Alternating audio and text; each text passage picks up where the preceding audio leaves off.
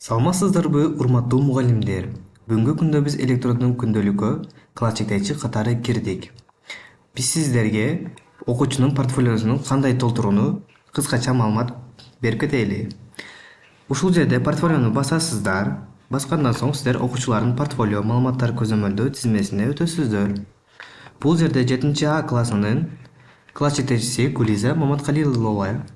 Анын окуучунун саны 15 экен. Жана бул жерде биз бир окуучуна киресиздер.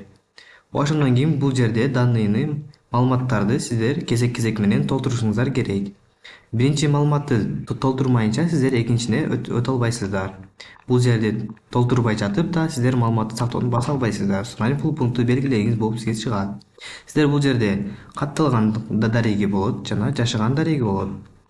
Катталган дарегине сиздер область, район, айыл аймагы, айыл ошону тандайсыздар жана көчөсүнү жазасыздар. Үй номери. Катталган жери менен жашаган дареги бирдей болсо, ушул галочканы бассаңыздар, жашаган дареги автоматтык түрдө толтурулат. Маалыматты сактоону басасыздар.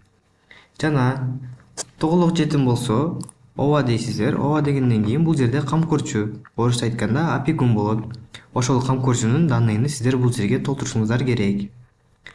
Бул жерге мен жок деп коем. Сиздер бул жерди өзүңүздөр толтурасыздар.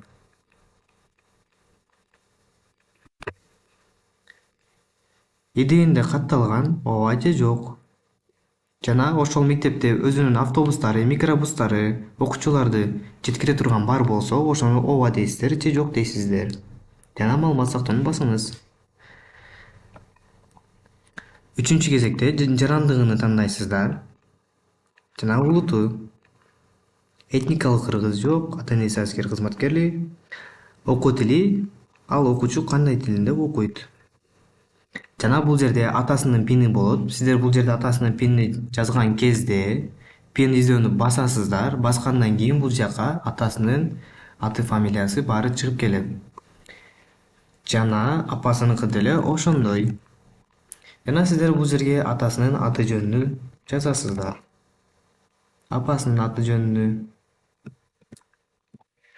атасынын телефон номери, апасынын телефон номери жана атасынын электрондук почтасыны жазышыңыздар керек.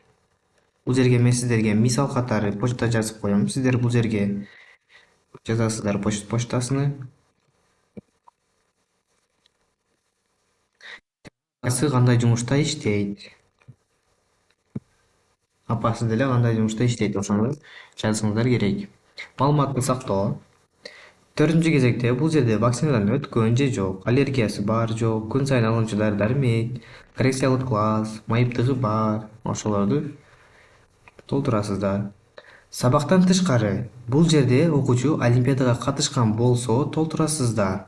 Ал эми окуучу олимпиадага катышкан эмес болсо, анда сиздер маалыматты сактоону басып, кийинки кезекке өтсөңүздөр болот. Кийинки кезекке өткөндөн соң бул жерге өздүк делоны документин киргизесиздер, жүктөйсүздөр. Жана жүктөгөндөн кийин файлы жүктөөнү басыңыз. Файлы жүктөгөндөн кийин ушул жерде галочкалар баарына чыгат.